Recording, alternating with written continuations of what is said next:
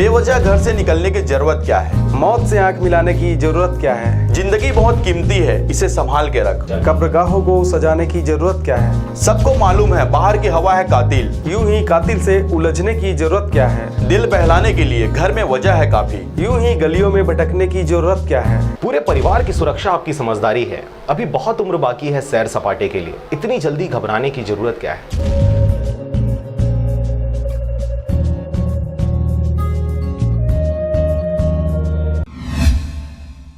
रायगढ़ जिले के पुलिस अधीक्षक संतोष कुमार सिंह पूरे जवानों के लिए प्रेरणा स्रोत हैं। वे अपनी टीम को लीड करते हुए प्रतिदिन स्वयं व्यवस्था देखने फील्ड पर निकल जाते हैं, तो घर पर अपने 2 छोटे बच्चों से दूर होम क्वारंटाइन में अपने आप को रख अपने अफसरों व जवानों के लिए उदाहरण पेश करते हैं। ऐसे ही वे गत दिनों खरसिया थाना क्षेत्र के औचक दौरे पर थे, जहां खरसिया पुलिस के साथ स्वयं व्यवस्था बनाने, सड़क पर खड़े होकर लोगों को बेवजह बाहर ना निकलने व सोशल डिस्टेंसिंग की समझाइश देते नजर आए। वहीं आज सुबह वे थाना सरिया क्षेत्र के सरप्राइज चेक पर पहुंचे।